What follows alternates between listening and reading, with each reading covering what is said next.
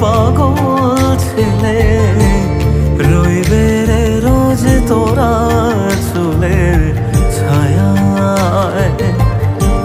তুই নাকি মাসার বোঝনি, তোর কাছে নয় কিছুই কঠিন। তোর ওই দুটি চরণ তলে থাকবো আজীবন। শ্যামা মা তোর চরণ ধরে থাকতে দিস রে জনম ভরে আমার।